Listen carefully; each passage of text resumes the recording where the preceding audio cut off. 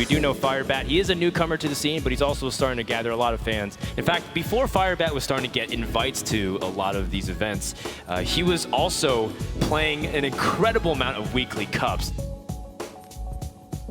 Really what Hearthstone means to me is it's just like escape from real world. So, I mean, tons of really cool players, a lot of really great people, and we all just like, we all get on Google Call, and we'd all just share each other's screens and all play together and just hang out. And that's how I started liking it. And that's my favorite thing to do when I play Hearthstone, is just really hang out with tons of players.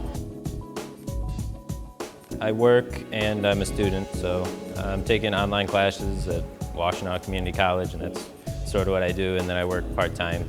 It's like a startup company, so I like move parts around on the floor, or I built the website and like do all sorts of stuff. To keep up with life in Hearthstone, you can't sleep. Like, you don't get to sleep.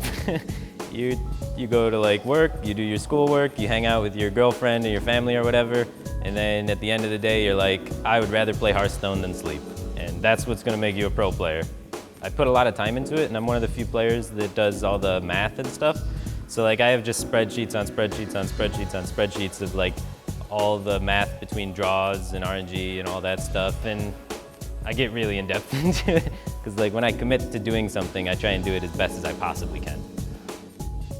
If you asked me to put together a list of the top 10 players in the world, I'm starting with Firebat and Heights. This is the first thing that's actually like real big scale, something where I'd be considered like a pro. And you can see him counting on his fingers, making single, double, triple, quadruple checking.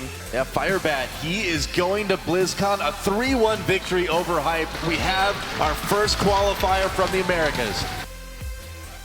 Feels amazing to have that qualification behind me. First things first, I'm gonna start streaming way more. I'm gonna try and like hype my name up and build it up as much as possible now that I have all of this behind me. And then I can work less, and then I can play more. So it'll give me way more time to practice.